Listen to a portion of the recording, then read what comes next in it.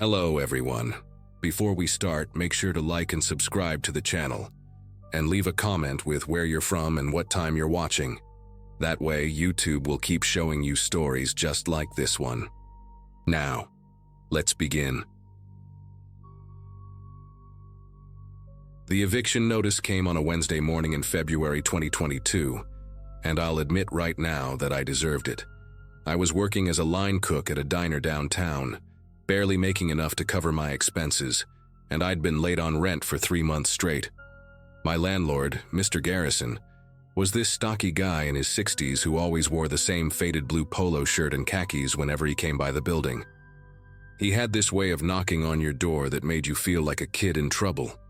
3 heavy raps, then silence while he waited. That morning when I opened the door, he didn't even make eye contact, just handed me the paper and told me I had 30 days to get out. The smell of his cologne, something sharp and medicinal, filled my doorway even after he'd walked away down the hall with his slight limp from an old construction injury he'd mentioned once. I spent the next 2 weeks packing my stuff and looking for a new place, but the anger just kept building inside me. Every box I taped shut felt like another insult, another reminder that Garrison couldn't cut me some slack, even though I'd been a decent tenant for 2 years before falling behind. The apartment I found was smaller, darker, with water stains on the ceiling and a radiator that clanged like someone was hitting it with a wrench every hour. The night before I had to be out, I went to the hardware store and bought a few things. Nothing suspicious on their own, just some caulk, a putty knife, and rubber gloves. Then I stopped by the grocery store and picked up some fish, the cheapest cuts they had, along with milk and eggs. I told myself I was just going to leave a little surprise for Garrison, something that would cost him money to fix, make him regret not working with me on the rent situation. What I did that night still makes me cringe when I think about it, but at the time it felt justified, like balancing the scales somehow. I waited until around 2 a.m. when the building was dead quiet, just the occasional car passing on the street below. Using the putty knife, I carefully removed sections of baseboard in the bedroom and living room, creating small gaps between the wall and floor. The wood came away easier than I expected, making these soft cracking sounds that seemed way too loud in the empty apartment. I stuffed pieces of raw fish deep into those gaps, pushing them as far back as I could with a coat hanger I'd straightened out. The smell was already getting to me, that thick oceanic stench that sticks to your fingers. In the bathroom, I poured milk behind the toilet tank and cracked eggs inside the ventilation grate. The yolks broke on impact, making this wet splashing sound that almost made me gag. The worst part was putting everything back to look normal. I used the caulk to seal up the baseboards, making sure the lines were clean and straight, then wiped everything down with bleach to kill the immediate smell. My knees were sore from kneeling on the hardwood, and I kept checking my phone, paranoid that someone would hear me and come investigate. By the time I finished, it was almost 5 a.m., and the apartment looked exactly like it had before, maybe even cleaner. I loaded my last boxes into my beat-up Ford Ranger and drove to my new place on the other side of town, telling myself that in a week or two, when the smell started, Garrison would have to tear apart the walls to find the source. It would cost him thousands, maybe teach him some empathy for the next struggling tenant. I even laughed about it that first night in my new apartment, imagining his face when he realized what I'd done. Everything was fine for about 2 weeks. I'd started a new job at a warehouse, better pay and more regular hours, and I was actually feeling good about the fresh start. My new apartment wasn't much, but it was mine, and I'd even bought a couple of plants to brighten up the windowsill that looked out onto the alley. Then on a Monday afternoon, I came home from my shift and found a white envelope slipped under my door. No postmark, no return address, just my first name written in neat block letters with a black pen. Inside was a single piece of paper with one line typed in the center. "I know what you did to apartment 4B. My mouth went completely dry. Nobody knew about that except me. I hadn't told anyone, not even my buddy Craig who helped me move. I stood there in my doorway for probably 5 minutes, just staring at the paper, trying to convince myself it was about something else, maybe a coincidence. The next day, There was another envelope. This time it contained a photograph, me, carrying boxes out of Garrison's building at 5:17 a.m. according to the timestamp in the corner. The photo was taken from across the street, but you could clearly see my face, illuminated by the streetlight. Someone had been watching that morning, had seen me leave after what I'd done. The photo had the same kind of paper attached, this time with the message, "The smell started yesterday. Mr. Garrison is very upset." I immediately thought it had to be Garrison himself trying to scare me. But that didn't make sense. He didn't know my new address. I'd made sure not to leave any forwarding information. Plus, the writing, the way the message was worded, it didn't sound like him. Garrison was direct, blunt. These notes felt different, calculated, like someone enjoying themselves. That night, the knocking started. 3 taps on my door at exactly 11:47 p.m. I know because I was watching Netflix and paused it to check the time. When I looked through the peephole, the hallway was empty, just the flickering fluorescent light making everything look greenish and sick. I opened the door with the chain still on and peered out. Nothing. But there was another envelope on the floor, and this time my full name was written on it, middle initial and all. Inside were 3 more photos, me at the hardware store buying the supplies, me at the grocery store with the fish clearly visible in my basket, and me kneeling by the baseboard in Garrison's apartment. That last one made my legs go weak. Someone had been inside the apartment with me that night, or had cameras, or something. The angle was from the doorway to the bedroom, like someone standing there watching me work. There was no message this time, just the photos.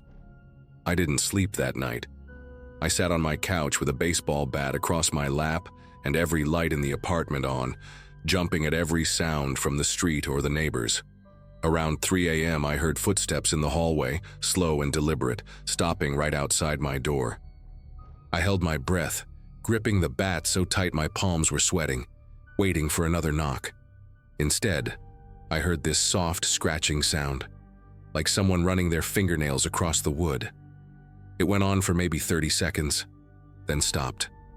The footsteps moved away, but I heard them pause at the stairwell, and I swear I heard someone laughing, this quiet, breathy sound that made my scalp prickle. When the sun finally came up, I found another photo slipped under the door. This one was of me sleeping on my couch from 2 nights ago, taken through my living room window. Someone had been watching me before I even got the first note. I called in sick to work and spent the morning trying to figure out who was doing this. I even drove past Garrison's building, parking across the street where the first photo had been taken. The apartment windows for 4B were open, and I could see workers in white hazmat suits moving around inside. A restoration company van was parked out front. Clean Tech Restoration Services, with a phone number I didn't recognize. I sat there for 20 minutes watching, when someone tapped on my passenger window. It was a woman, probably mid-30s, wearing a black pea coat despite the warm weather. She had this unnaturally pale complexion and dark circles under her eyes like she hadn't slept in days. Her hair was pulled back in a tight bun that made her face look stretched. She smiled at me through the glass and held up a manila folder with my name written on it. I locked the doors immediately, but she just stood there, still smiling, tapping the folder against the window. She finally spoke, her voice muffled but clear enough through the glass. "Drive home, check your bathroom mirror, then come back here at midnight if you want this to stop."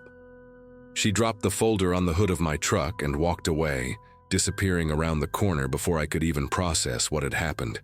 Inside the folder were receipts. Every single thing I'd bought for my vandalism plan, time-stamped and highlighted.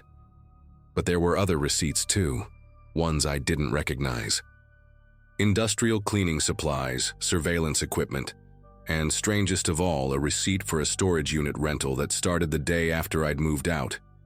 The unit was registered in my name, paid for with a credit card I didn't own. My signature was on the contract, but I'd never signed it. At the bottom of the stack was a single key with a tag reading Unit 47 inches and an address for a storage facility about 10 minutes from my new apartment. I drove home with shaking legs, barely able to focus on the road. in my bathroom, written on the mirror in what looked like soap, was a message. "You're not the only one who can hide things in walls." I ran my fingers over the letters, and they smeared, definitely soap, fresh enough that it was still slightly damp. That meant someone had been in my apartment while I was out, maybe an hour ago at most. I grabbed a hammer from my toolbox and started checking the walls, tapping and listening for hollow spots. In the bedroom, behind where my dresser usually stood, I found a section that sounded different. Using the claw end of the hammer, I pried at the drywall until a chunk came away. The smell hit me immediately, the same rotting fish stench I'd left for Garrison, but mixed with something else, something chemical and sharp. Inside the wall was a plastic bag, and through the clear material I could see photos, dozens of them. Not of me, but of other people, all taken while they were sleeping, eating, walking to their cars. At the bottom of the bag was a driver's license with the woman's photo, but a different name, Angela Morse, the previous tenant of my apartment. By 11:30 p.m., I was sitting in my truck outside Garrison's building, the folder and the storage unit key on my passenger seat. I'd thought about calling the police, but what would I say? That I was being stalked because I'd vandalized an apartment? That someone was hiding things in my walls? The woman appeared at exactly midnight, walking out from the same corner where she'd disappeared earlier. She got into the passenger seat without invitation, bringing with her a smell like mothballs and something sweet gone bad. "Angela Morse," I said, and she smiled wider, showing teeth that were too white, too perfect. "I lived in 4B for 3 years," she said, her voice flat and calm. "Mr. Garrison evicted me too. Late rent, just like you. So I did exactly what you did, except I used dead mice and sulfur." She pulled out her phone, showing me a video of myself that night putting fish in the walls. "I've been watching the building ever since, waiting for someone else to do it. You're the third one." She leaned closer, and I could see her pupils were dilated despite the streetlight streaming in. "The storage unit has everything you need to clean Garrison's apartment properly. You're going to fix what you did, and you're going to pay for the restoration. If you don't, every police department in the state gets these videos, plus the ones I'll create showing you doing much worse things." I spent the next 4 days cleaning that apartment under Angela's supervision. She had keys to the building. She'd made copies years ago and had been coming and going ever since, living in the basement storage area that Garrison never checked. The cleaning supplies in the storage unit were professional grade, and she knew exactly where every piece of fish was hidden, because she'd watched me do it through tiny cameras she'd installed in the apartment months before I'd even been evicted. She made me document everything, take photos of the damage, write a confession that she kept along with the videos. The bill from the restoration company came to $3,800, which wiped out my savings and maxed out my credit card. But the worst part was what she told me while I was scrubbing the floors about the other 2 tenants she'd caught. One had moved to another state after paying her off, still sends her money every month to keep quiet. The other one, a guy named Bradley, had refused to cooperate. She showed me a news article on her phone about him being arrested for breaking into multiple apartments in the building, with clear video evidence that she had obviously doctored, but that looked completely real. After it was over, after I'd paid and cleaned and humiliated myself, Angela gave me one final envelope. Inside was a photo of my new apartment building and a list of every tenant living there, their apartment numbers, their schedules that she'd somehow figured out. "I'll be watching," she said, getting out of my truck for the last time. "Not just you, but everyone in your building. If any of them get evicted and try what you tried, I'll know, and you'll be the one I call to help me teach them a lesson. You're part of this now." That was 6 months ago, and I've moved twice since then, but I still get postcards sometimes. No message, just photos of apartment buildings I don't recognize. Last week I got a call from an unknown number at 3 a.m. It was just breathing at first. Then Angela's voice. "Someone in Columbus just got evicted from a Garrison property. They seem angry. I might need you soon." I changed my number the next day, but I know it won't matter. She found me twice already when I moved. I sleep with my lights on now, and I've become the perfect tenant. Rent paid 2 weeks early, never a complaint, never a sound. Because I know what happens to people who get evicted and make bad choices, and I know there's someone out there, watching, waiting for them to cross that line.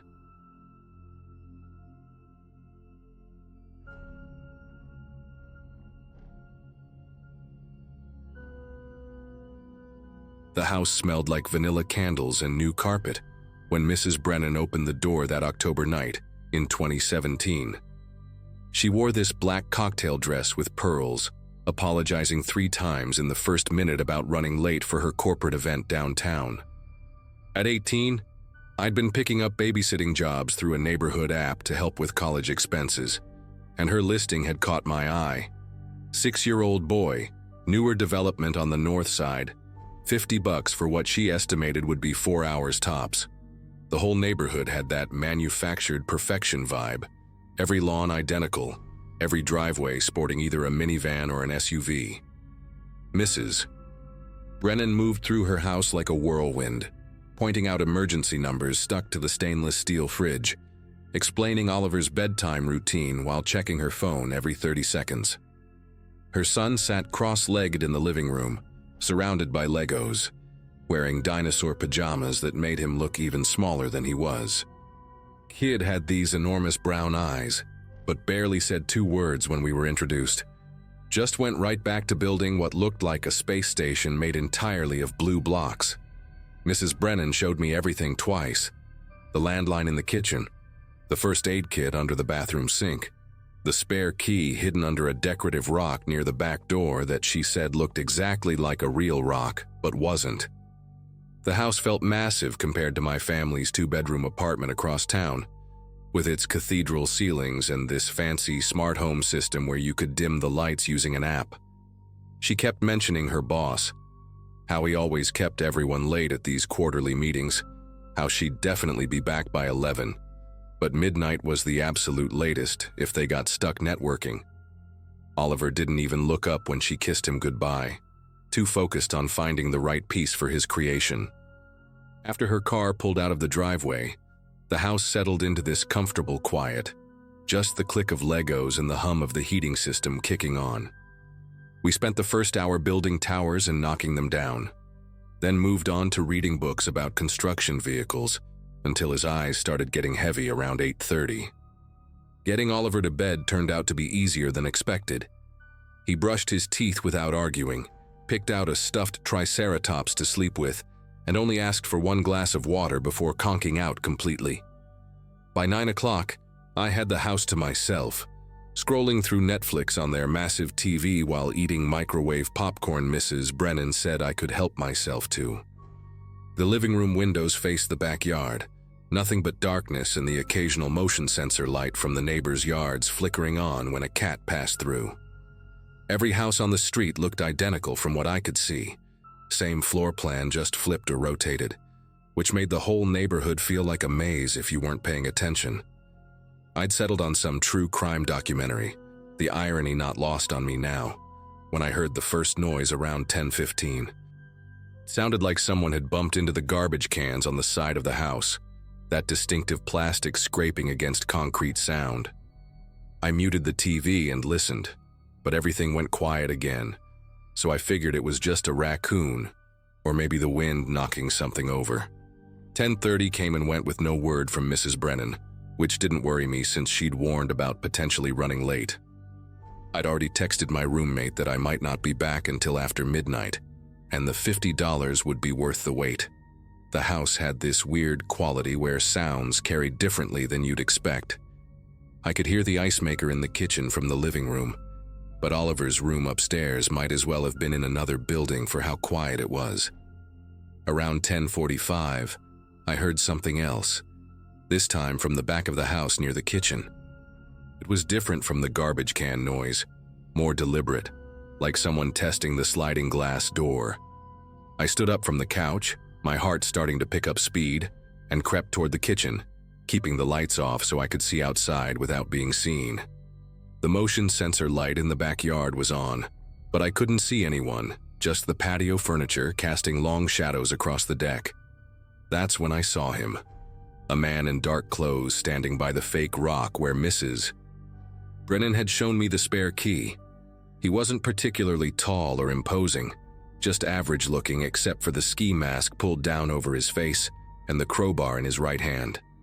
My entire body went rigid as I watched him pick up the rock, find the key, and walk toward the back door like he had all the time in the world. The smart home system had a panic button on the app, but my phone was back in the living room on the coffee table, and moving would put me directly in his line of sight through the glass door. I pressed myself against the wall next to the refrigerator, trying to control my breathing as I heard the key slide into the lock. The door opened with this soft whoosh sound, and suddenly he was inside the house, maybe 10 feet away from where I was hiding. He stood there for a moment, listening, the crowbar tapping against his thigh in this rhythmic pattern that made my chest tighten with each tap. He moved into the living room first, and I could hear him opening drawers, dumping things out, muttering to himself about finding the safe and the jewelry. His voice was raspy, like he'd been smoking for years, and he kept clearing his throat in this disgusting way that made me want to gag. I knew I had seconds to make a decision. Oliver was upstairs completely defenseless, and this man clearly thought the house was empty. I slipped out of my hiding spot and grabbed a knife from the magnetic strip on the wall, the biggest one I could find, then started creeping toward the stairs. The TV was still on but muted, casting these flickering shadows that made everything look distorted and wrong. I could hear him in the dining room now, pulling out china from the cabinet, and I used the noise as cover to sprint up the carpeted stairs, taking them 2 at a time. Oliver's door was cracked open, his nightlight casting a soft glow into the hallway, and I could see him sleeping peacefully with his triceratops clutched to his chest. I slipped into Oliver's room and locked the door as quietly as possible, then grabbed his kid-sized desk chair and wedged it under the doorknob like I'd seen in movies. My mind was racing through options. Mrs. Brennan's emergency numbers were downstairs on the fridge. My phone was in the living room, and the landline was in the kitchen where the intruder had entered. Oliver had one of those toy phones in his room, the kind that makes sounds when you press the buttons, and for one insane second I actually picked it up before reality crashed back. The window in his room overlooked the front yard, and I considered trying to climb out with him, but it was a straight drop onto concrete at least 15 feet down. I could hear the man downstairs getting more aggressive, furniture scraping across floors, glass breaking in what sounded like the kitchen. Then I remembered Mrs. Brennan mentioning something during her tour. She'd pointed to a tablet mounted on Oliver's wall, said it was connected to the home security system so she could check on him at night. I rushed over to it, swiping frantically until I found what looked like an emergency button, a red icon with panic written underneath. The moment I pressed it, an alarm started blaring through the house, so loud that Oliver shot up in bed, his eyes wide with confusion and fear. I dropped the knife on his dresser and rushed over to him, pulling him into my arms and covering his ears while whispering that everything was okay. We were just playing a game, a really important game where we had to be brave and quiet. The intruder downstairs let out a string of curses that would have made a sailor blush, and I heard him running through the house, knocking more things over in his rush. Oliver was trembling against me, asking why the alarm was so loud, why I looked scared, and I just kept repeating that we were safe, help was coming, we just had to wait a little bit longer.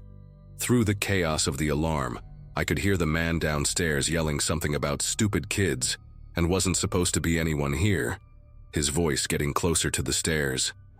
The doorknob rattled violently, and the chair I'd wedged against it jumped with each impact as he tried to force his way in.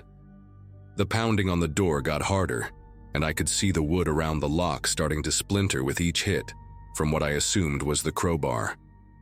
Oliver was crying now, his little body shaking as he buried his face in my shoulder, and I grabbed the knife again with my free hand, positioning myself between him and the door.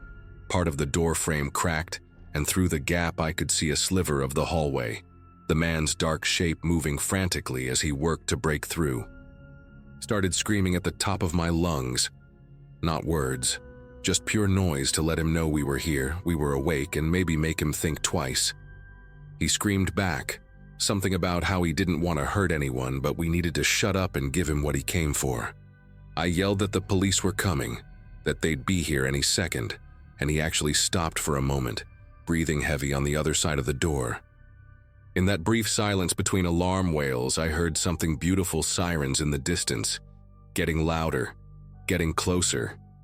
The man must have heard them too, because he let out another curse, and I heard him running down the stairs, his footsteps heavy and desperate. Through Oliver's window, I saw him burst out the front door. He'd ditched the ski mask somewhere inside, and I got a clear look at his face in the porch light. He had this patchy beard, a crooked nose like it had been broken before, and a tattoo on his neck that looked like some kind of bird or maybe a dragon. He sprinted across the lawn and disappeared between two houses just as the first police car came screaming around the corner, lights painting the whole street red and blue. I stayed in that room with Oliver pressed against me, still holding that knife, until I heard the officers announcing themselves downstairs. Even then, I made them show their badges through the crack in the door before I moved that chair and let them in. Oliver wouldn't let go of me, his small fingers twisted in my shirt, and I ended up carrying him downstairs while trying to explain everything to the officers. Mrs. Brennan arrived 20 minutes later in complete hysterics, her makeup running down her face as she alternated between hugging Oliver and thanking me over and over. The police had already taken my statement, walked through the house documenting everything the intruder had touched or broken. The TV was gone, along with some electronics from the office, but he'd fled before finding whatever safe he was looking for. Turns out Mrs. Brennan's ex-husband had been bragging at some bar about the cash he kept in his old house, not mentioning he didn't live there anymore, and this guy had been casing the place for weeks, waiting for the right night. They caught him 3 blocks away, hiding in someone's shed, still carrying the stolen items in a pillowcase like some cartoon burglar. The detective said my description matched perfectly, down to the dragon tattoo that turned out to be his gang identifier from a stint in prison. Mrs. Brennan tried to give me $200 on top of the babysitting money, but I couldn't take it. I was just glad Oliver was okay, even though he wouldn't let go of his mom and kept asking if the bad man was going to come back. I still babysit occasionally, but never for strangers anymore, and I always check every lock twice, sometimes 3 times. Oliver's doing better now, Mrs. Brennan sent me a message last Christmas with a photo of him in his school play, dressed as a shepherd, and grinning at the camera. She mentioned he still sleeps with that triceratops, and sometimes asks about the brave babysitter who protected him from the bad man. The guy got 8 years for breaking and entering, attempted robbery and child endangerment, though I heard he tried to claim he thought the house was empty, that it was all a misunderstanding. Sometimes I drive past that neighborhood and remember how normal everything seemed when I first walked through that door, how quickly a regular babysitting job turned into the most terrifying night of my life. But mostly I'm just grateful. Grateful I trusted my instincts, grateful that alarm system worked, and grateful I was there to stand between Oliver and someone who might have hurt him if he'd found him alone.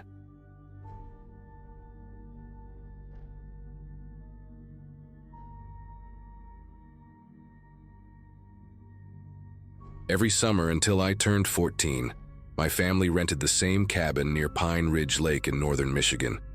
We'd been going there since I was maybe 5 or 6, and by the time I was 11, I knew every trail, every fishing spot, every creaky floorboard in that old place. My parents loved it because it was cheap and isolated. The nearest neighbor was about a quarter mile through thick woods, and the closest town was a 40-minute drive on winding dirt roads. That isolation is what made it perfect for family bonding, my dad always said. No TV, no internet, just card games and fishing and campfires. But that isolation is also what made what I saw that night in August 2008 possible. Nobody around to hear anything, nobody to call for help, just miles of dark forest and a kid who shouldn't have been awake at 2 in the morning. I'd always been a light sleeper, and that particular night the heat was unbearable. Our cabin didn't have AC, just some old ceiling fans that barely moved the humid air around. My younger sister Katie was snoring in the bunk below me, and my parents' room was at the other end of the hallway. I remember lying there, sweating through my Pokemon pajamas when I heard something outside. Not unusual, since deer and raccoons were always nosing around. But this sound was different. Rhythmic, like something heavy being dragged, then stopping, then being dragged again. Scrape, pause, scrape, pause. I crept to the window that faced the big field behind our cabin, the one that stretched about 200 yards before hitting the tree line. The moon was nearly full that night, bright enough that I could see without squinting, and there he was.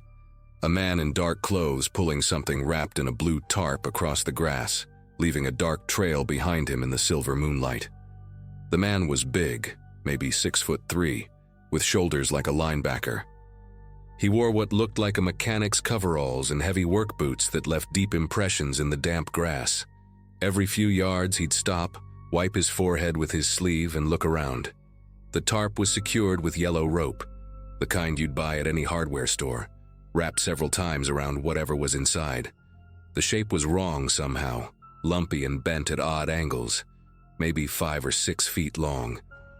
When he dragged it, one end seemed heavier than the other, making him lean hard to one side with the effort. I pressed my face against the screen, trying to see better, and that's when the window frame creaked. Not loud, but in that silent night, it might as well have been a gunshot. The man stopped instantly, his head snapping up like a deer catching a scent.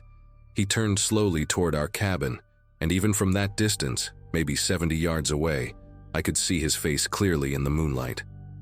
He had a thick mustache and deep-set eyes that seemed to be scanning each window methodically. His face was round and flushed from exertion, with sweat making his forehead shine. He stood there for what felt like hours but was probably only 30 seconds, just staring at our cabin while I held my breath behind the window screen. Then he did something that still makes my skin prickle when I think about it. He smiled. Not a normal smile, but this slow, deliberate stretching of his lips while his eyes stayed completely flat and cold. He raised one hand and gave a small wave, like he was greeting a neighbor over a fence. Then he bent down, grabbed the rope again, and continued dragging the tarp toward the woods, never looking back, moving with this casual confidence like he knew I wouldn't tell anyone. I watched him disappear into the tree line, the blue tarp catching on bushes and branches as he pulled it deeper into the darkness. My legs felt like jelly, and I realized I'd been holding the windowsill so tight my knuckles were white. Part of me wanted to wake my parents, but what would I say? That I saw someone dragging something heavy into the woods? My dad would probably think it was a poacher with a deer, maybe give me a lecture about spying on people. Plus, that smile and wave, it felt like a warning, like we had an understanding now, him and me. I crawled back into my bunk and pulled the sheet over my head, listening to every little sound for the rest of the night. The ceiling fan clicking, Katie's breathing, a screech owl somewhere outside. I kept imagining footsteps on the porch, that man coming back to make sure I stayed quiet. When morning finally came and my mom made pancakes like nothing had happened, I almost convinced myself I'd dreamed the whole thing. The rest of that vacation, I was jumpy and weird. I wouldn't go fishing alone, stayed close to the cabin, and absolutely refused to go anywhere near the tree line where he'd disappeared. My parents thought I was going through some pre-teen phase, moping around and reading comic books instead of exploring like usual. On our last day, we were packing the car when our neighbor from down the road, Mr. Holloway, walked over with his beagle. He was this chatty retired guy who always knew all the local gossip, and he started telling my dad about how someone had broken into the old Whitman place about a mile north. Nothing stolen, but they'd found the back door kicked in and muddy boot prints everywhere. Probably kids, Mr. Holloway said, scratching his beagle's ears. But still, makes you think twice about leaving your place empty for the winter. My dad agreed, and they talked for a while about installing better locks and maybe getting a security camera. I stood there loading sleeping bags into the trunk, thinking about those heavy boot prints I'd seen in the grass, wondering if the Whitman place was where that man had come from before I saw him. We stopped going to Pine Ridge Lake after that summer. My dad got promoted, and we started taking fancier vacations to beach resorts and theme parks. I never told anyone about what I saw that night, and honestly, as years passed, the memory started to feel less real. Maybe it really had been a poacher. Maybe the tarp had been full of equipment or trash or something totally innocent. By the time I hit high school, I'd mostly stopped thinking about it except for the occasional nightmare where I'd see that flat smile and casual wave. Life moved on. College at Michigan State, a marketing job in Chicago, getting married to my wife Jessica, having our daughter Lily. Normal stuff. The kind of life where men dragging tarps through fields at night doesn't happen. Then last month I was doom scrolling through news articles during my lunch break when I saw a headline that made me spill coffee all over my keyboard. Serial killer Donald Brewster dies in prison, linked to 11 deaths in northern Michigan. The article had his mugshot from 2016 when they'd finally caught him.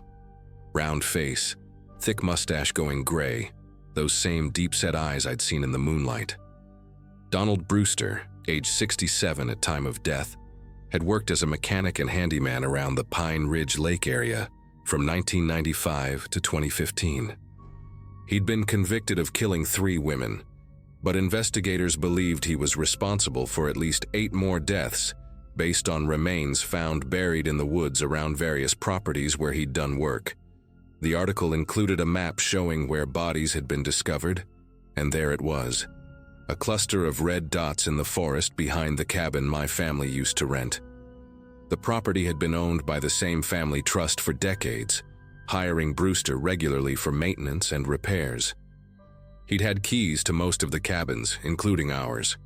He knew when renters came and went, knew which places sat empty, knew those woods better than anyone. The prosecutor called him methodical and patient, someone who could wait months or even years between killings. I spent the rest of that day going down a rabbit hole of news coverage about Brewster. The victims were mostly women traveling alone, or sex workers from nearby cities, but there were also 2 men who'd gone missing while camping in the area. One article mentioned that Brewster would often dispose of evidence by wrapping bodies in tarps and burying them deep in the woods, sometimes keeping them in utility sheds or abandoned structures for days before finding the right spot. August 2008, I looked it up. A woman named Teresa Vaughn had disappeared from a truck stop about 20 miles from Pine Ridge Lake. Her remains were found in 2016, buried less than 300 yards from where our cabin had been. She'd been wrapped in a blue tarp, just like what I'd seen. The medical examiner estimated she'd been dead for 8 to 10 years, which put her death right around the time of that summer. Reading her description made me sick. She was 32, had 2 kids, was trying to get clean and get her life back together. Her sister was quoted saying Teresa had been excited about a job interview the day she disappeared. What really got to me, though, was a detail buried in one of the longer investigative pieces about the case. Multiple witnesses over the years had reported seeing Brewster in places he shouldn't have been. Near homes at odd hours, walking through private property, always with some excuse about checking pipes or looking for lost tools. But here's the part that made me close my laptop and walk around my office building 3 times just to clear my head. At least 4 people, including 2 children, had reported seeing him at night over the years, and each time he'd noticed them watching, he'd smiled and waved before walking away. The detective interviewed for the article said it was likely a power move, a way of saying, "I see you seeing me and I'm not worried about it." Those witnesses had all been too scared or uncertain to report anything at the time. The detective believed Brewster got a thrill from being seen, from knowing people were too afraid or too unsure to act on what they'd witnessed. I called in sick for the rest of the week and drove up to Pine Ridge Lake. I don't know what I expected to find. Closure, maybe, or just proof that it had all been real. The area looked different now, more developed, with new houses where there used to be empty lots. Our old cabin had been torn down, replaced by a modern lake house with huge windows and a 2-car garage. I parked at the public boat launch and walked through the woods to where I thought those bodies had been found. There were still remnants of yellow police tape tied to some trees, faded and shredded by weather. I stood there for a long time, thinking about Teresa Vaughn and all the others, wondering if me speaking up as a kid could have changed anything. Probably not. Who would have believed an 11-year-old talking about seeing a man with a tarp? Still, the guilt sits heavy in my chest. I found the spot where I think he'd entered the woods that night, and there was this old utility shed about 50 yards in, half collapsed and covered in vines. The kind of place he might have used to store things temporarily. The kind of place that would have been invisible in the dark unless you knew exactly where to look. I've been seeing a therapist since that trip, trying to process everything. She says survivor's guilt is common even when there was nothing you could have realistically done. My wife thinks I should contact the police, maybe help with cold cases or give some kind of statement. But what would be the point now? Brewster's dead. Died of a heart attack in his cell 6 months ago.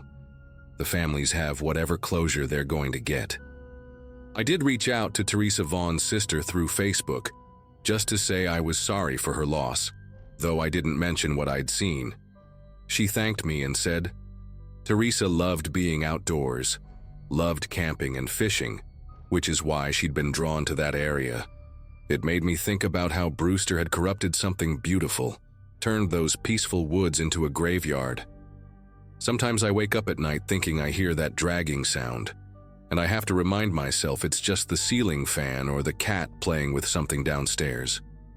But what really haunts me isn't the sound or even the image of that tarp. It's that wave, that casual acknowledgement that said he knew I was just a scared kid who wouldn't do anything. And he was right. I kept his secret for 16 years while he kept killing, and now I have to live with that knowledge for the rest of my life.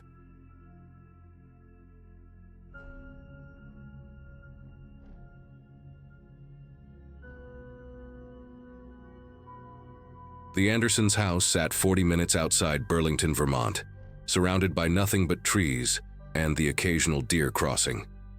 I was 24, piecing together income from pet-sitting gigs and food delivery apps, while sending out resumes for marketing positions that never called back. When their request popped up on the app, a full week watching 2 golden retrievers for $500. I accepted immediately without really thinking about how isolated their property would be. They were heading to Italy for their daughter's wedding and needed someone responsible to stay at the house, not just drop by twice a day like most jobs. Buddy and Rosie, their dogs, were sweethearts according to the profile. 8-year-old Buddy apparently loved napping on the couch, while 2-year-old Rosie needed lots of exercise and attention. The estate covered 12 acres with a private road, a pool house, and forest trails that the dogs knew by heart. Everything seemed perfect those first 2 days in early November. I worked on cover letters from their granite kitchen island that was bigger than my entire studio apartment, threw tennis balls for Rosie until my arm ached, and let Buddy sprawl across my lap while I watched movies on their 70-inch TV. The Andersons had left a novel's worth of instructions, alarm codes, Wi-Fi passwords, emergency contacts, feeding schedules, which doors to keep locked, how to operate their space-age coffee machine. At the bottom of their typed notes, almost like an afterthought, they'd mentioned the only neighbor within a mile. Harold Fitzgerald, Stonehouse down the road, is 73 with mild dementia. Daughter Nancy visits Mon/Wed/Fry. Very friendly but gets confused sometimes. If he stops by, just be nice and call Nancy if needed. Number on fridge. I'd barely registered the information, too distracted by the luxury of having a massive house to myself. Thursday started like any other day there.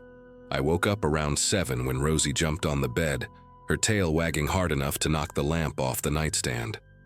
After feeding both dogs and making coffee in the Andersons' restaurant-grade machine, I settled in for another day of job applications.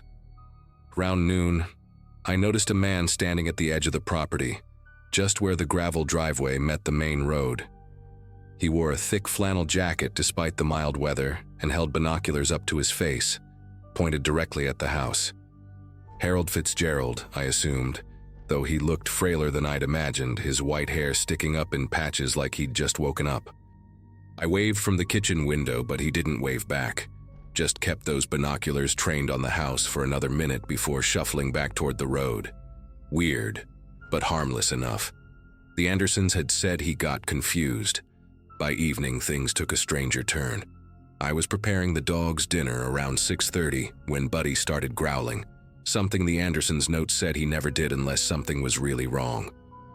Through the dining room window, I could see Mr. Fitzgerald again, this time much closer, maybe 20 feet from the house, crouched behind the Andersons' SUV in the driveway. He had something in his hands that caught the motion sensor lights. At first I thought it was a walking stick, but the way he held it, pressed against his shoulder, made my chest tighten. Rosie started barking, that sharp, aggressive bark I hadn't heard from her before. The old man was moving between the cars now, staying low, and I realized with absolute clarity that he was holding a hunting rifle. Not pointed at anything yet, but carried like someone who knew exactly how to use it.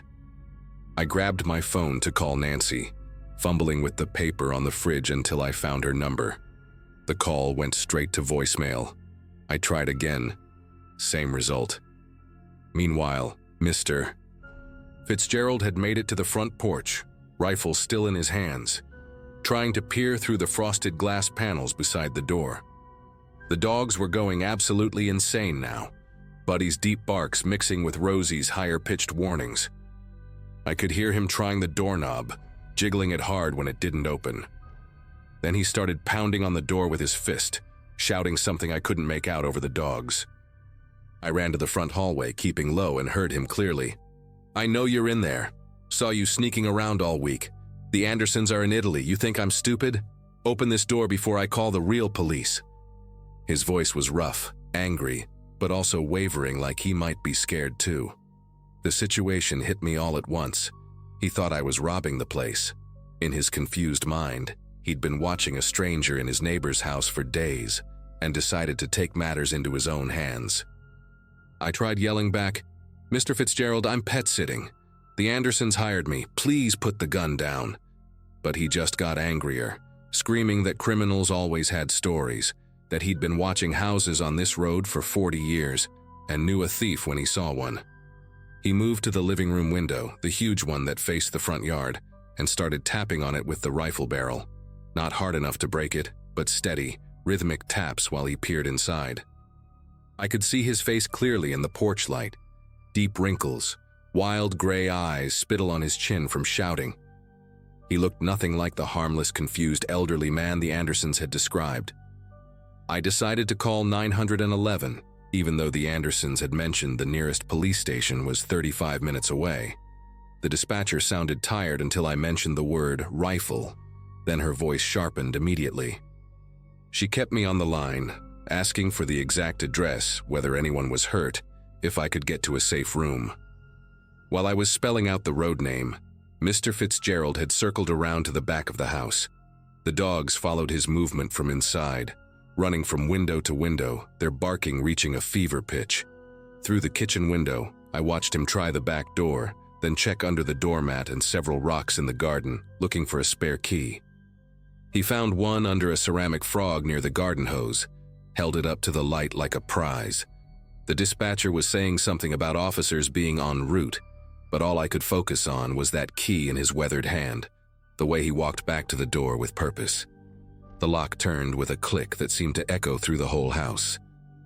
I grabbed both dogs by their collars and pulled them into the master bedroom with me, slamming the door and turning the lock just as I heard his boots on the kitchen tile.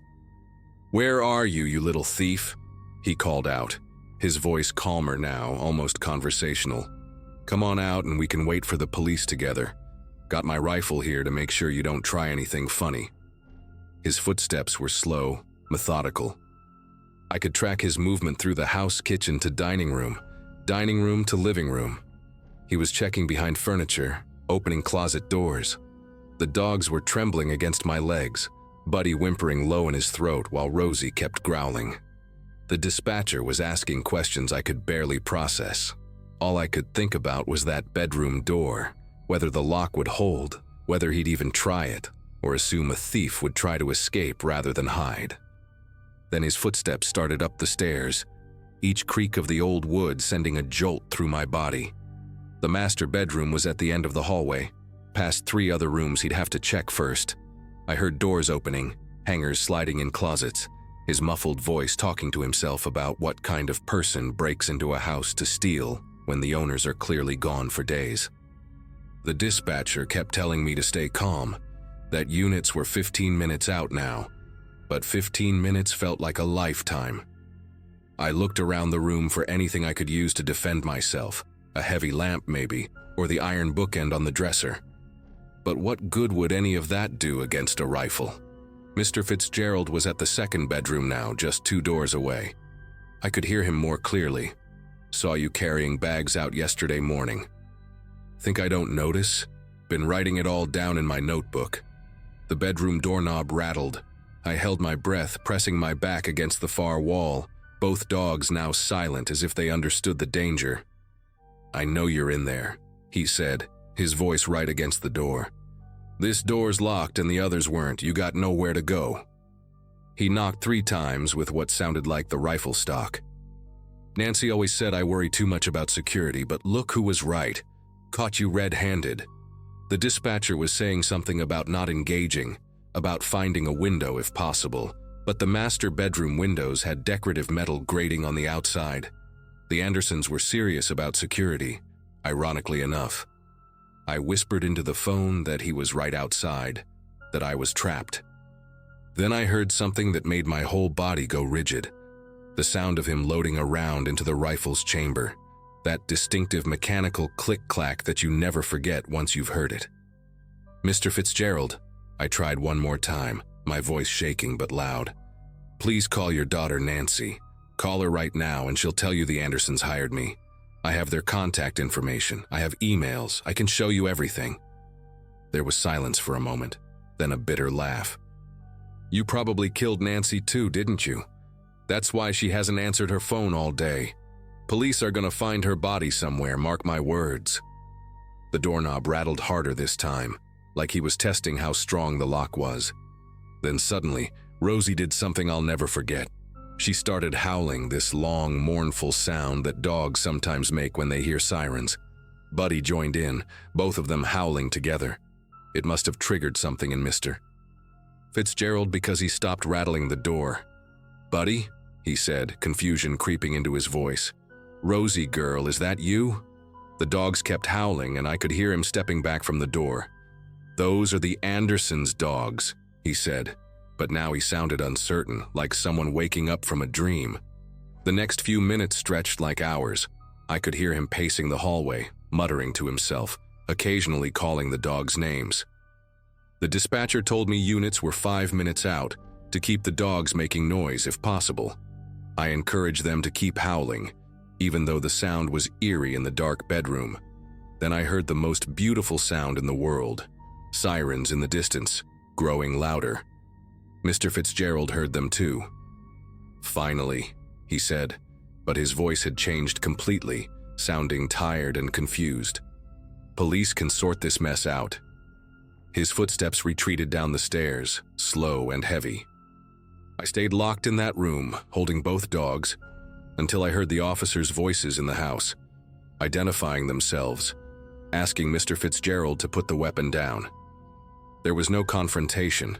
No drama, just an old confused man saying he'd caught a burglar and waited for police like a good citizen should. The officers found me 20 minutes later, after they'd secured Mr. Fitzgerald's rifle and had him sitting in their patrol car. Nancy arrived shortly after, hysterical and apologizing over and over. Her phone had died during her shift at the hospital, and she'd had no idea her father had taken his hunting rifle from the locked cabinet in his basement.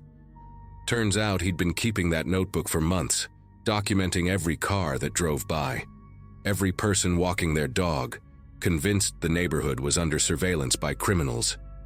The dementia was worse than anyone realized. Nancy had been trying to get him into assisted living, but he'd been resistant, still capable of seeming lucid most days. The officers took my statement while I sat on the porch steps, Buddy's head in my lap, Rosie pressed against my side. They said I'd done everything right, called 911, didn't confront him, found a secure location. But my whole body wouldn't stop trembling for hours afterward. The Andersons cut their trip short when I called them that night, horrified at what had happened. They paid me triple the agreed amount and offered to cover therapy if I needed it. Mr. Fitzgerald was placed in a memory care facility 2 weeks later. Nancy couldn't risk him accessing weapons again. I finished out the week at a hotel with Buddy and Rosie, visiting the house only during daylight to feed them and let them run in the yard. I still pet sit, but never overnight, and never in isolated houses. Sometimes I dream about that sound, the rifle being loaded, that mechanical click-clack in the hallway. But mostly I think about how thin the line is between being a neighbor checking on things and becoming the danger yourself. How a mind can construct an entirely different reality and act on it with absolute conviction. The police told me later that Mr. Fitzgerald had written in his notebook that he'd seen me casing the house, that I'd been taking photos and measuring windows. His mind, he was a hero that night, protecting his neighbor's property. In mine, those hours remain the most terrifying of my life.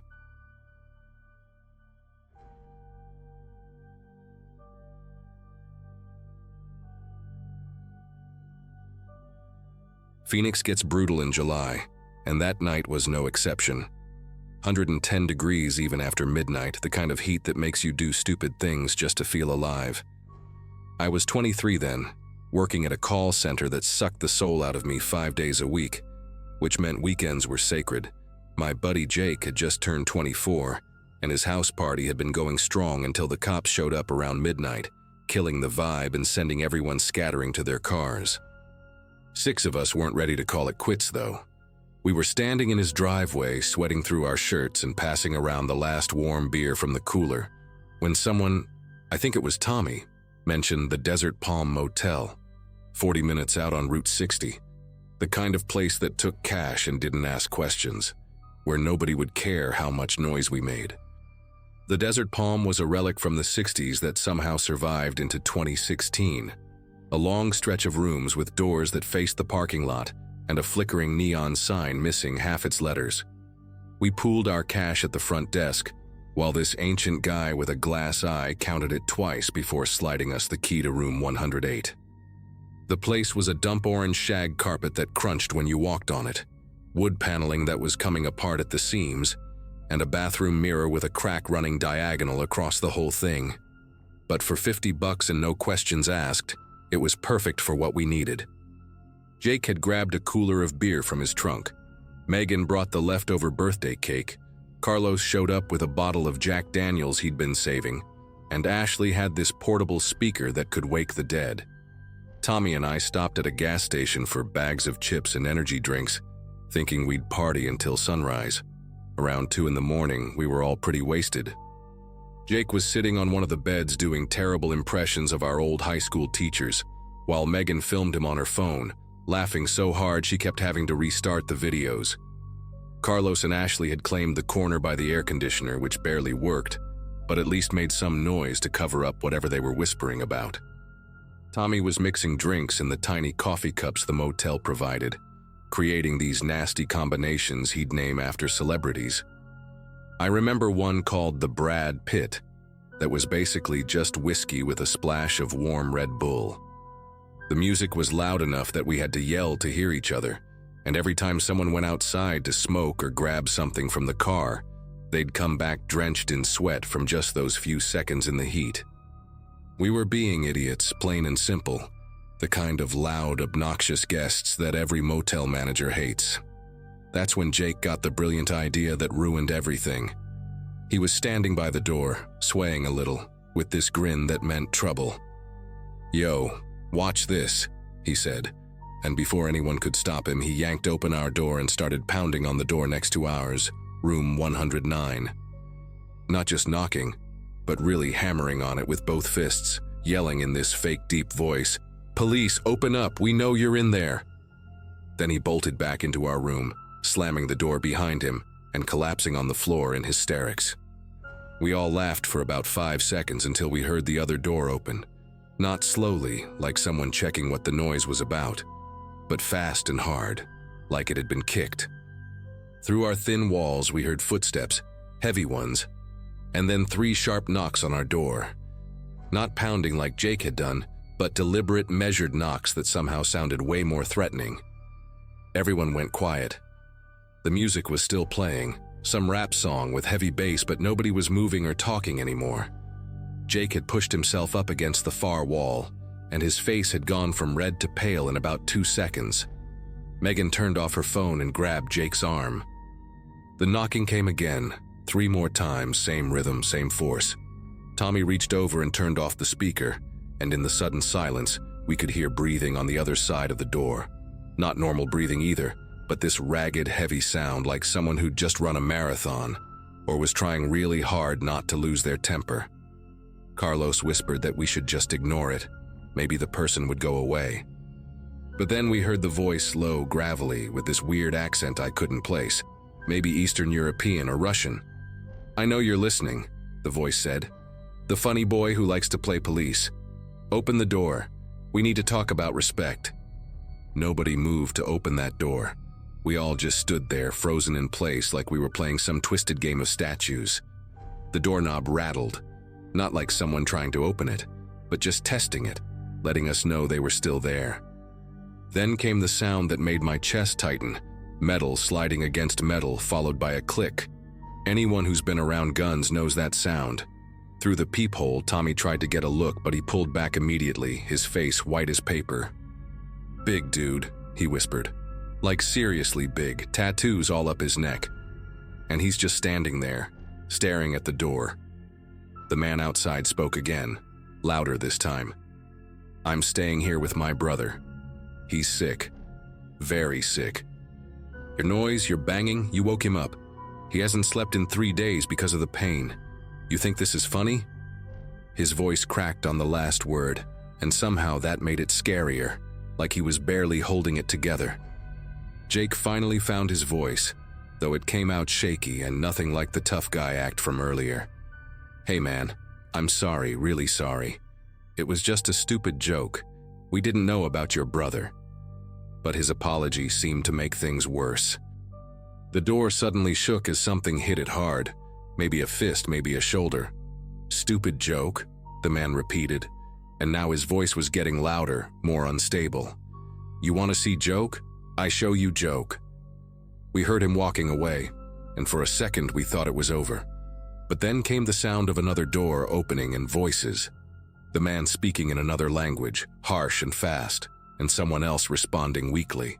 Footsteps returned, but now there were 2 sets. Through the wall we heard someone coughing, these horrible wet coughs that went on and on. Then the man's voice again, right at our door.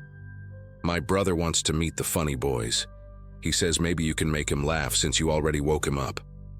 The doorknob started turning back and forth violently, and we realized with horror that the lock was one of those old flimsy motel locks that probably hadn't been replaced since the place was built. Carlos and Tommy threw themselves against the door trying to hold it shut, while Jake was frantically searching for his phone to call 911. But here's the thing about being out in the middle of nowhere. Cell service was garbage. 1 bar, sometimes none. Megan was crying, Ashley was pulling at the window trying to get it open, but it was painted shut or jammed from years of desert heat. The man outside had stopped trying the doorknob and was now speaking calmly, which was somehow worse. "Room 108. I remember this number. Checkout is at 11 tomorrow, but maybe you check out earlier, yes?" Then we heard him doing something to our door, scratching or carving, the sound of metal on wood, methodical and slow. He was leaving us a message, taking his time, wanting us to hear every scrape. For what felt like hours but was probably only 10 minutes, we stayed huddled in that room, nobody speaking above a whisper. The scratching had stopped, but we could still hear them in room 109.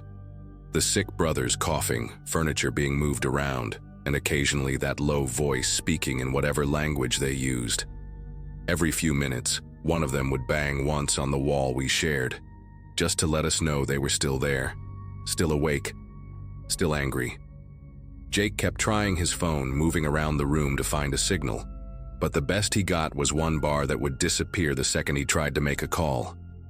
Around 3:30, things got worse. We heard their door open again and footsteps on the gravel outside.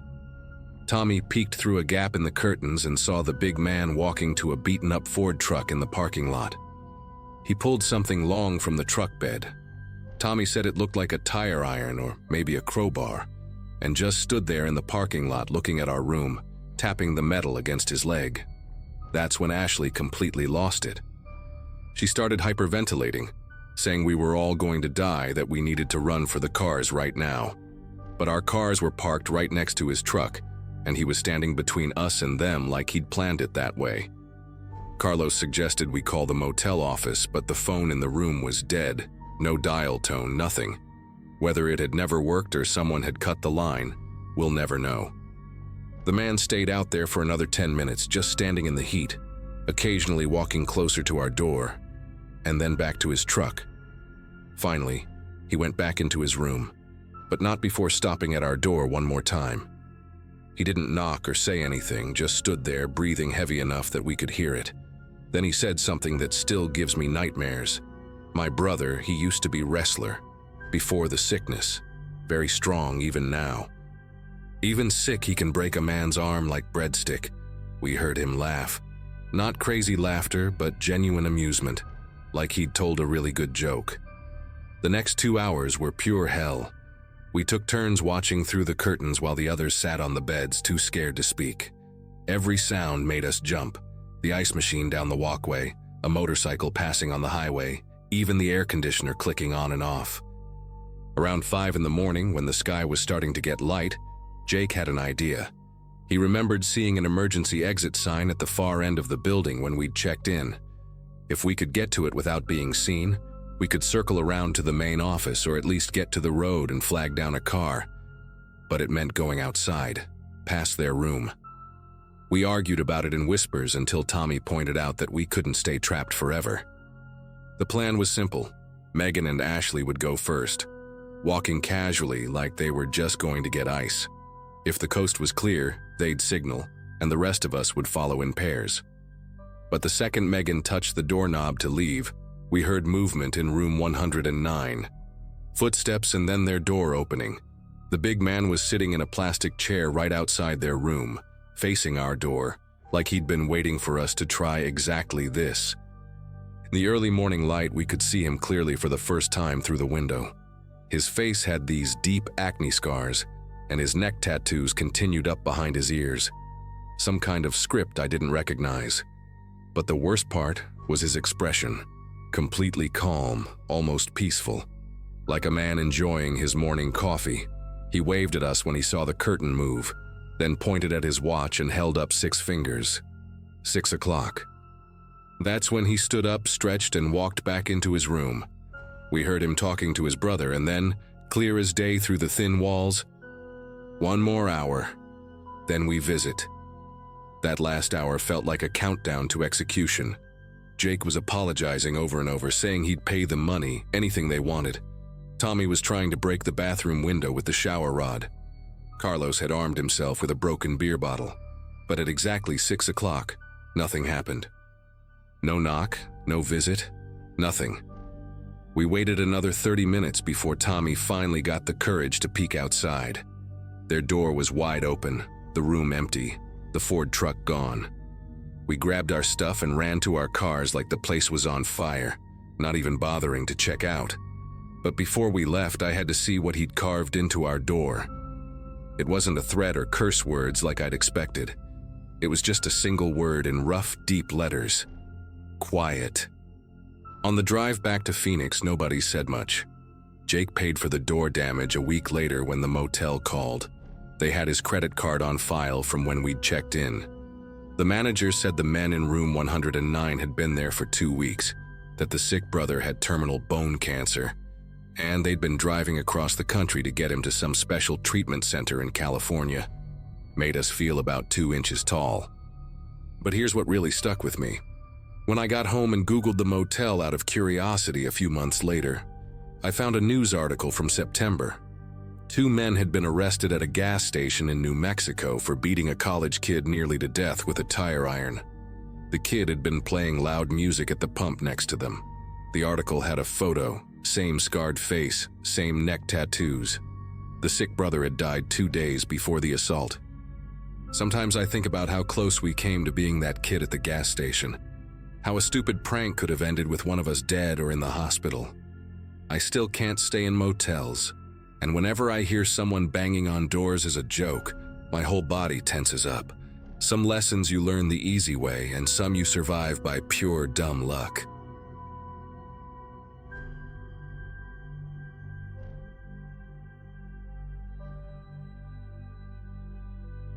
I was 17 when I got the job at Burger Crown on the outskirts of Denver. One of those places that stays open until 2 a.m. and attracts all kinds of people after midnight. My parents weren't thrilled about the late shifts, but we needed the money. And Mr. Hoffman, the franchise manager, promised he'd always have someone walk me to my car after closing. He had this way of talking that made parents trust him. Soft voice, called everyone dear or son, wore those thick glasses that made his eyes look bigger than they were. I'd been working there for about 3 months when everything went sideways that night in early September. The air had that weird heaviness to it, like right before a storm, but the sky stayed clear. I remember because I kept checking through the windows, waiting for rain that never came.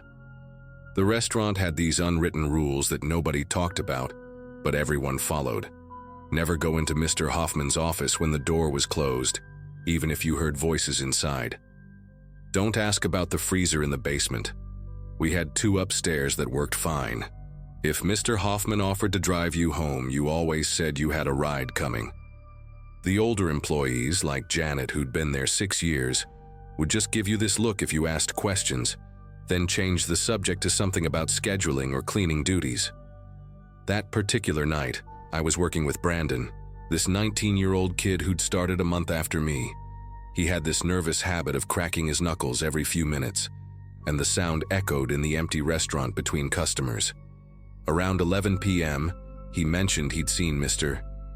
Hoffman's car parked behind the dumpsters earlier, which was strange because Mr. Hoffman always parked in his designated spot right by the front door, under the light with the manager sign. Brandon kept talking about how he'd found something weird in the employee files last week when Mr. Hoffman sent him to grab supplies from the office.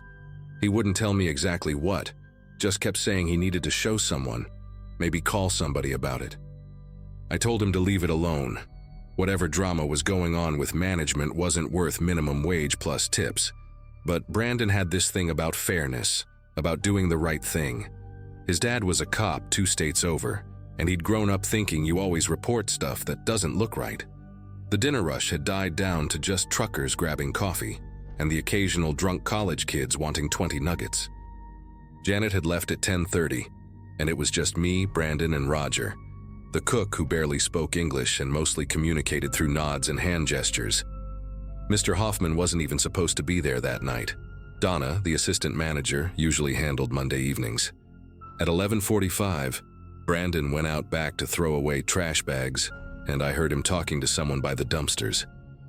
His voice carried through the back door that we kept propped open because the AC was broken again, and the fryer heat made the kitchen unbearable. I couldn't make out the words, but Brandon sounded excited, like he was explaining something important. Then his voice got quieter, almost like he was asking questions. After about 10 minutes, I realized I hadn't heard anything for a while. I called out his name through the back door, but all I got was the hum of the highway and crickets. Roger was cleaning the grill, that metal scraping sound filling the kitchen, and he just shrugged when I asked if he'd seen Brandon come back in. The trash bags were sitting right there by the door, still full, like Brandon had put them down and forgotten about them completely. I walked out to the dumpster area, and that's when I saw Brandon's phone on the ground. The screen cracked like someone had stepped on it. His car keys were about 5 feet away, near the employee parking spaces. But Brandon wasn't there. The security camera on that corner of the building had been spray-painted black weeks ago, and Mr. Hoffman kept saying he'd get it fixed but never did. I picked up Brandon's stuff and went back inside, thinking maybe he'd walked around to the front for some reason. Roger was already taking his apron off, ready to leave at midnight like always. I tried calling Brandon's phone from the restaurant line, and I could hear it buzzing in my hand. That's when I noticed the blood on the keychain. Not a lot, just a few drops that had already turned dark brown. My first thought was maybe he'd cut himself on something and went to find a Band-Aid, but we had a first aid kit right in the kitchen. Mr. Hoffman showed up at 12:15, coming through the front door with his keys jangling on that huge ring he always carried. He seemed surprised to see just me at the counter, asked where Brandon was in that concerned grandfather voice he used. I showed him the phone and keys, mentioned the blood, and watched his face do this thing where it went completely blank for just a second before the concern came back. He said Brandon had probably just gone home sick and forgotten his things, that kids did that sometimes when they weren't feeling well. But Brandon's car was still in the lot. I could see that beat-up Ford Ranger from the window. Mr. Hoffman said he'd handle it, told me to finish cleaning and clock out. He went to his office and made a phone call, speaking too quietly for me to hear. 20 minutes later, he came out and said he'd spoken to Brandon's roommate, that Brandon had gotten a ride home because he felt sick.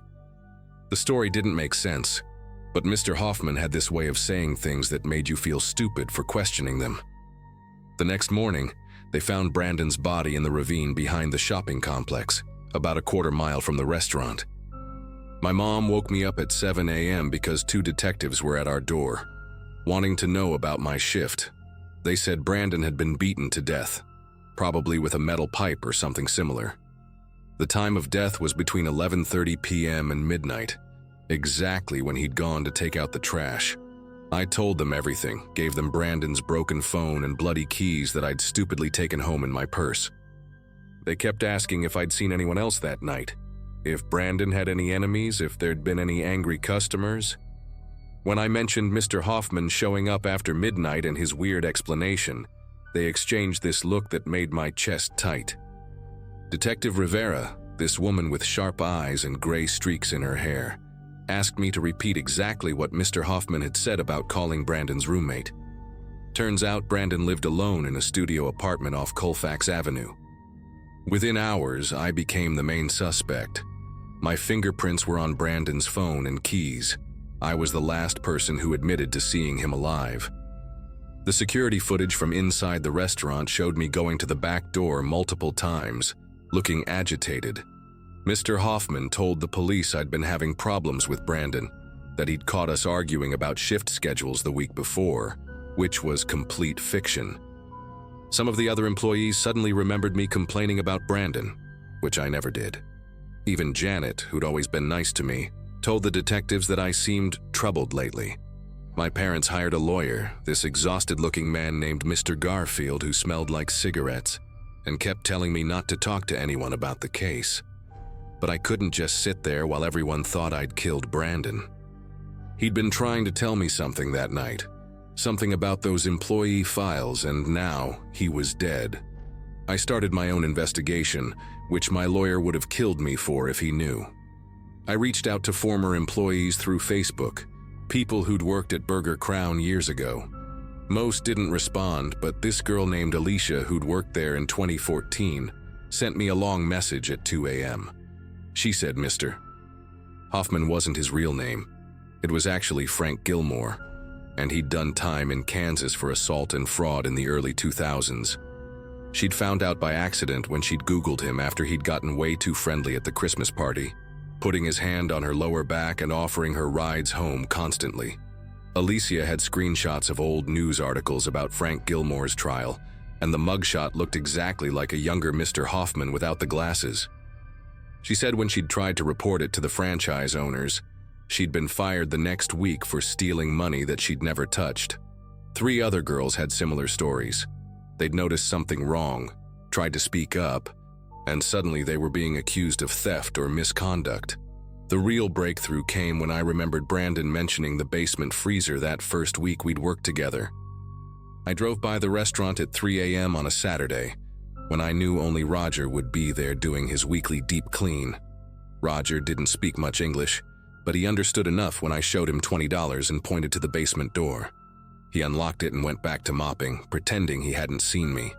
The basement was smaller than I'd expected, just concrete walls and that old freezer humming in the corner. Inside the freezer, behind boxes of expired burger patties, I found 3 filing boxes wrapped in plastic. They were full of employee records, but not normal ones. Mr. Hoffman had been keeping detailed notes on every teenage girl who'd worked there. Photos taken without us knowing, our addresses, our schedules, notes about our families, boyfriends, habits. My file had pictures of me walking to my car at night, taken from different angles. Brandon's file was different. It just had copies of his job application and a printed email where Brandon had contacted the franchise headquarters asking about background check policies. I took photos of everything with my phone, my fingers trembling so bad I had to retake half of them. Just as I was putting the boxes back, I heard footsteps on the stairs. Mr. Hoffman was standing there in his weekend clothes, khakis and a polo shirt that made him look like somebody's harmless grandpa. He didn't look surprised to see me. He actually smiled, that same gentle smile he'd use when explaining the cash register to new employees. He said he knew I'd come eventually, that smart girls like me always figured things out. He walked closer, blocking the stairs, and started talking about how Brandon had been planning to ruin everything, how the boy didn't understand that some things were better left alone. Mr. Satiu, Hoffman said he'd given Brandon a choice that night. Forget what he'd found or face the consequences. Brandon had tried to run, tried to scream for help, but the highway noise covered everything. He told me all this like he was explaining a scheduling conflict, calm and matter-of-fact. Then he said I had the same choice now. Roger saved my life that night. He'd heard Mr. Hoffman arrive and knew something was wrong. Roger understood more than he ever let on. He'd already called 911, telling them there was a fire at the restaurant. When we heard the sirens, Mr. Hoffman's whole demeanor changed. He grabbed my wrist, hard enough to leave bruises, and said if I showed anyone those photos, he'd make sure my story matched Brandon's ending. But I was already backing toward the freezer, and Roger appeared at the top of the stairs with the biggest kitchen knife we had. Mr. Hoffman let go and pushed past Roger, running out through the kitchen. The police arrived to find me sobbing in that basement, surrounded by evidence of years of stalking and harassment. Mr. Hoffman, Frank Gilmore, was arrested 2 days later at a motel near the state line. They found Brandon's blood on a tire iron in his trunk. He'd kept it like some kind of trophy. The trial took 8 months, and I testified for 3 hours about that night and everything I'd found. He got life without parole. The restaurant closed permanently, and the franchise owners paid settlements to 17 former employees who came forward after the arrest. I still have nightmares about that gentle smile and those giant eyes behind thick glasses, but at least Brandon's family knows the truth now. Roger testified too, through a translator, about all the things he'd seen over the years but hadn't known how to report. He said he'd been documenting things in his own way, taking pictures when Mr. Hoffman wasn't looking, waiting for someone brave enough to listen.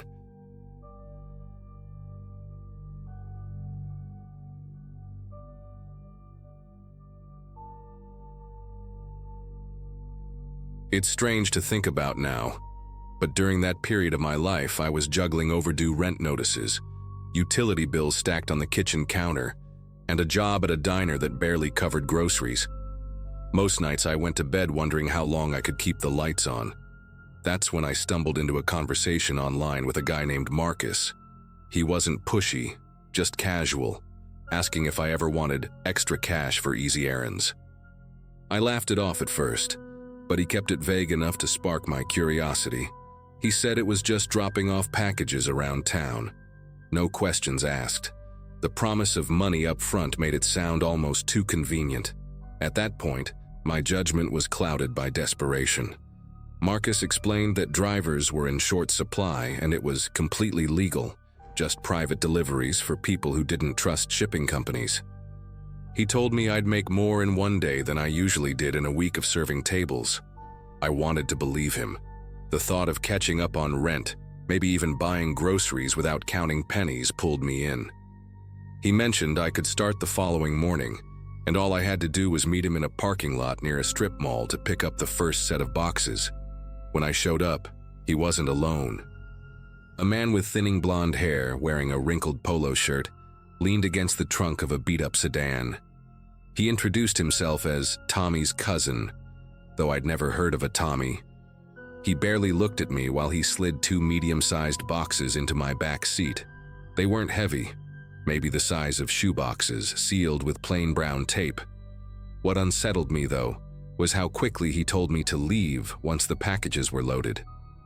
No paperwork, no instructions besides an address scribbled on an index card. The exchange took less than 2 minutes. I told myself not to overthink it. After all, who cares what's in a package if you're just the delivery person? But while driving to the drop-off, I kept glancing at those boxes in my rearview mirror, as if they might shift on their own. The houses blurred by, ordinary suburban lawns with kids' bikes left on sidewalks and dogs barking behind fences. When I pulled up to the address, a 2-story house with peeling white paint, a woman with sharp cheekbones and dark circles under her eyes opened the door before I even knocked. She didn't say a word, just reached out, grabbed the boxes and shut the door hard enough to rattle the frame. The first couple of runs were similar. Quick drop-offs, people who barely made eye contact, doors that shut fast enough to make me feel unwelcome. Still, the money came through, cash folded inside plain envelopes left under my windshield wiper. It felt unreal, like I'd found a loophole in the system. But on the 4th delivery, things changed. Marcus texted me late in the afternoon, telling me to pick up a single package from the same strip mall parking lot. When I got there, it wasn't the blonde man waiting. It was someone new. A tall guy in a leather jacket, eyes hidden under a baseball cap pulled low. He didn't say his name. He just placed a heavier-than-usual box in my trunk and told me to head across town. The address on the card led to a duplex on a quiet street. The curtains were drawn, even though it was still daylight. I parked a little ways down, debating whether to knock or leave the box on the porch like I'd done before. Something about the silence made the hair on my arms stand up. Finally, I grabbed the box and walked up the cracked concrete steps. Before I could ring the doorbell, the front door swung open. Inside, I saw a man slumped in a chair, his shirt stained dark across the chest. The metallic smell hit me before my brain caught up with what I was looking at. Blood, soaking into the carpet beneath him. I froze in the doorway, clutching the box like a shield. Another man appeared from the kitchen, his hands smeared red. He looked right at me, then at the package, and motioned for me to set it down. My pulse pounded so hard I thought I'd pass out. The room was silent except for the faint hum of a refrigerator, the ordinary sound horribly out of place. I lowered the box onto the floor without saying a word. He crouched to pick it up, never breaking eye contact, then gestured sharply toward the door. My legs moved before my brain could catch up, and I stumbled back to my car, heart hammering against my ribs. By the time I started the engine, 2 police cruisers were turning onto the street. Their sirens weren't on yet, just the flash of blue and red lights cutting across the houses. Panic took over. If I stayed, I'd be linked to whatever nightmare I had just walked into. If I left, I risked being chased down. My instincts screamed at me to drive, so I pulled away slowly, trying not to draw attention. In the rear view, I saw officers rushing into the duplex, guns drawn. I gripped the wheel so hard my fingers ached, every part of me shaking as I tried to blend into traffic. I kept driving aimlessly for nearly an hour, looping through side streets, terrified that a police car would pull up behind me. My phone buzzed over and over with messages from Marcus, but I didn't dare open them. When I finally pulled into a gas station, I sat there shaking, replaying the scene in my head. The man in the chair, the blood, the box, it all felt like some twisted trap I had walked straight into. I didn't know if the police had seen me or if Marcus's people were tracking me, but I knew I couldn't go back to my apartment that night. My name, my address, they had everything from when I first agreed to this job. Against every instinct, I checked the messages. Marcus's tone had shifted completely. Gone was the casual recruiter. Now the texts were frantic. "Where are you? Don't talk to anyone. You need to drop the car. Now." My chest tightened with every new notification. He knew too much about me, and suddenly I realized I wasn't just a disposable driver. I was a liability. I turned my phone off, tossed it in a trash bin outside the gas station, and drove straight to my sister's place in another part of town, hoping to disappear for a while. The following morning, the news confirmed what I already feared. The duplex had been the site of a violent drug deal gone wrong. Police mentioned multiple suspects but didn't release names. There was no mention of a woman delivering a box, but that hardly gave me comfort. Every detail lined up with what I had seen, and I knew it was only a matter of time before someone connected me to it.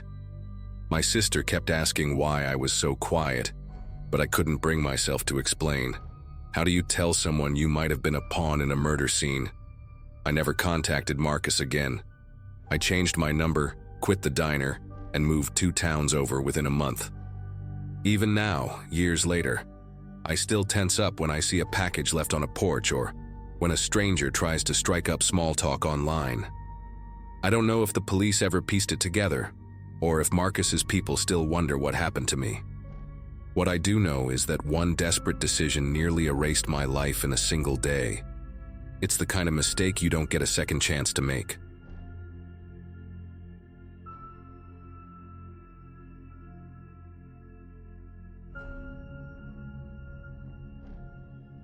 I remember that night far more vividly than I want to. At the time, I was 16 and hanging around with Ryan, my best friend since middle school. We weren't exactly troublemakers, but boredom had a way of making us reckless.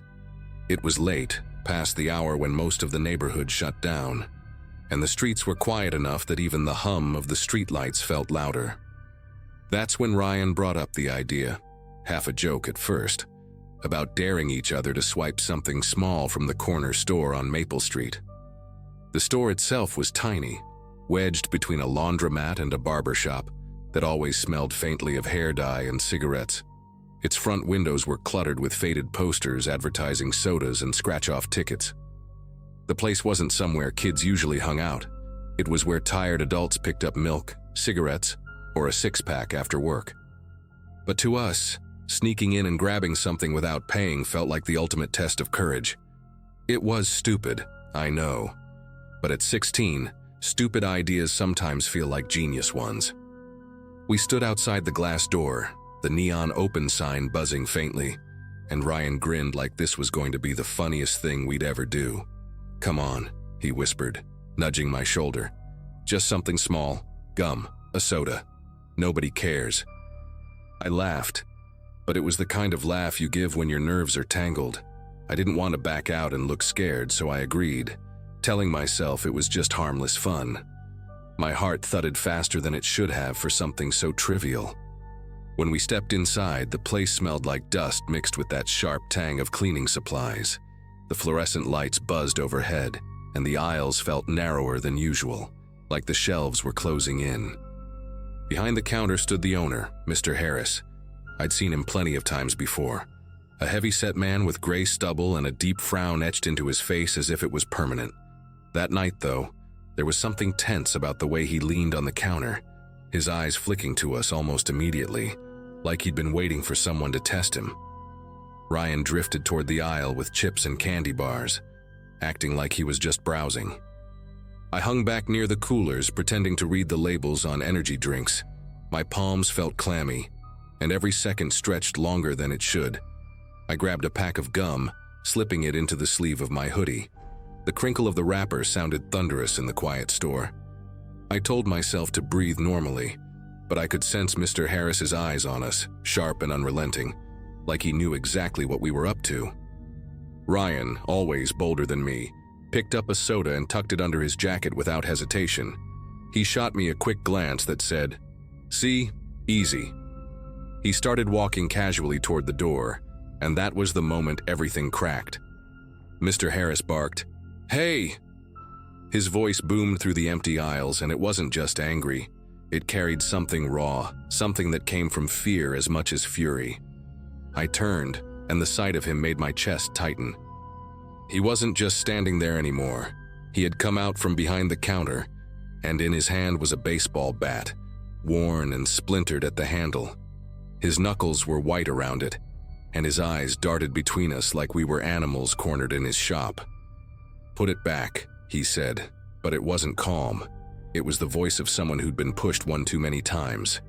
I froze in place, gum still hidden in my sleeve, not knowing what to do. Ryan laughed nervously, trying to play it off. "Relax, man, it's just a soda," he said. But that only made it worse. Mr. Harris's face darkened and he took a step closer, raising the bat slightly like he meant business. In that second, the weight of how stupid our little dare was came crashing down on me. This wasn't a harmless prank anymore. It was a situation teetering on the edge of violence, and we were the ones who had lit the fuse. Ryan shifted like he was about to bolt for the door, but before he could move, Mr. Harris swung the bat downward, not to hit him directly, but to block the way. The sound of wood smacking the linoleum floor echoed through the store like a gunshot. My throat went dry. I blurted out, "We'll put it back, okay? Just calm down." My voice cracked, and I hated how desperate it sounded. Ryan dropped the soda immediately, the can rolling across the floor until it clinked against a shelf, but Mr. Harris didn't lower the bat. His breathing was heavy, almost ragged, and he kept staring at us with this wild intensity. "You think this is a game?" he spat. "Last week someone pulled a knife on me in here. You think I'm going to wait around for it to happen again?" His words hit me harder than the sight of the bat. He wasn't just angry, he was terrified. And in that moment I realized we weren't kids messing around anymore. To him, we looked like the next threat. I raised my hand slowly, showing him the gum I had hidden, and set it on the nearest shelf. "We're done. We're leaving," I said, trying to sound steady, even though my chest felt like it was caving in. Ryan muttered an apology under his breath, his cocky grin completely gone. Mr. Harris stood there, still clutching the bat, his shoulders tense, watching every step we took toward the door. It wasn't until we were outside, the night air cold against my face, that he finally let us go without another word. We didn't run, but we walked fast, neither of us speaking until the store was a block behind us. When Ryan finally broke the silence, his voice was small, nothing like the bravado from earlier. "We could have died in there," he said. And he was right. A stupid dare had turned into something that could have ruined everything. To this day, I can't pass that store without thinking about how close we came to finding out what Mr. Harris would have done if we'd pushed him just a little further. That one night was enough to cure me of dares forever.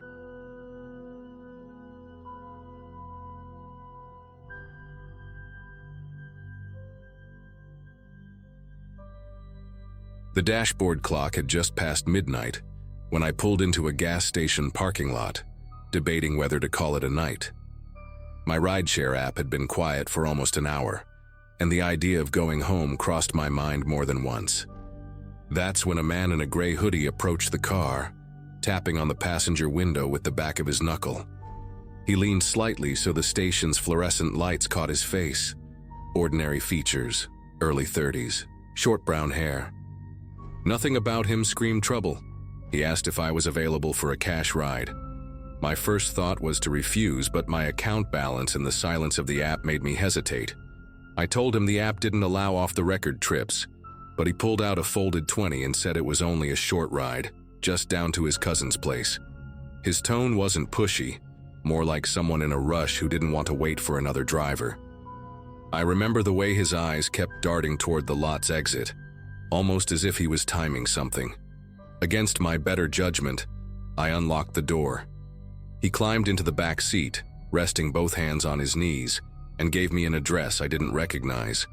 It was out near the edge of town, past the part where the streetlights start to thin. At first, the drive felt routine. He talked a little, asking how long I'd been driving and whether I usually worked late nights. His voice had that monotone quality, polite enough but oddly empty, like he was rehearsing lines. About 10 minutes in, he leaned forward and said there was a faster way, something about a side road that would shave off time.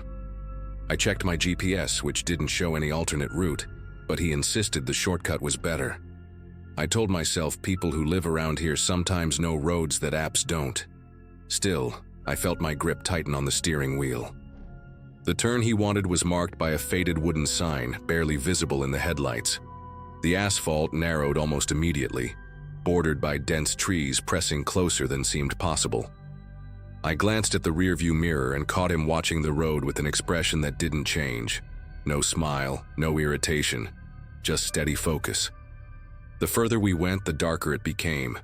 No houses, no mailboxes, not even the glint of another car. My gut told me the main road was safer, but he kept giving calm directions, left here, right there, as though the path was second nature. The silence on that road pressed down harder than I expected. Even the hum of my car seemed swallowed by the trees. I asked him again about the address, pretending I couldn't quite remember it, hoping he'd slip and reveal more. Instead, he repeated the same cross street and told me to just keep going. There was a shift in his tone, firmer than before, less like a request and more like a quiet command. My chest tightened, but I kept driving because the road was too narrow to turn around safely.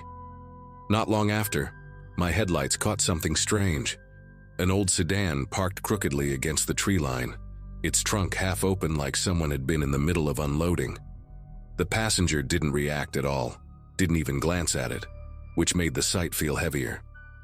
I slowed a little, heart pounding in my ears, and muttered something about hoping the road connected back to the main street soon. He didn't answer. That silence was worse than if he'd said something threatening. When the trees thinned for a moment, I noticed what looked like a clearing up ahead. He leaned forward, pointing with one finger, telling me to pull in. I stalled, pretending I hadn't heard him, but his voice cut sharper the second time. Right here, turn in. The clearing wasn't lit. No house lights, no porch glow, nothing. Just blackness broken by weeds and gravel. I could barely make out what looked like another car deeper inside. Everything in me screamed not to stop, but my options were shrinking. I slowed as if I was going to make the turn, hands slick on the wheel, then flicked my blinker toward the clearing. Out of the corner of my eye, I saw his posture shift. He leaned slightly to his right like he was preparing to move.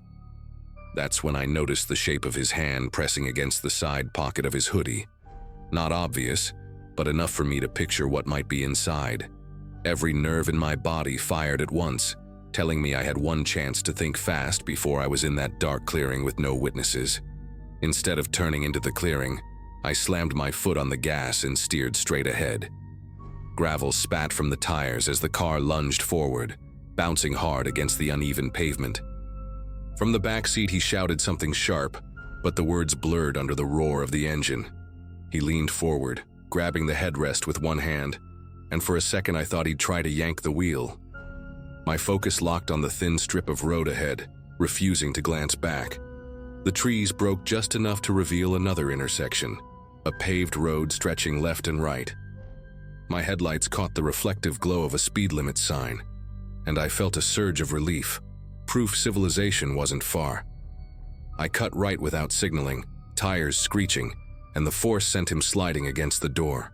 He cursed, then yelled at me to slow down, but his voice cracked, losing that calm control he'd carried before. That was the first time I realized he hadn't expected me to fight back. Within minutes, houses began to appear, spaced apart but lit, porch lamps glowing like lifelines. I aimed for the first driveway with lights on and swung in without hesitation. My horn blared as I jammed it down, long and frantic, until the porch light brightened and a figure appeared at the door. That was when the man in my back seat muttered something low and pressed the handle. He slipped out before I could even stop, disappearing into the shadows between the trees as if he'd rehearsed the exit. By the time the homeowner stepped out, the man was gone. I called the police right there in the driveway, giving them every detail I could remember. They sent a car to sweep the area, but no one was found, and the sedan I'd seen earlier wasn't there when they checked. The officer who took my statement said these kinds of setups happen more often than people realize, and I shouldn't take cash fares again. Even now, years later, I think about how close I came to pulling into that clearing, how thin the line was between going home shaken and never going home at all.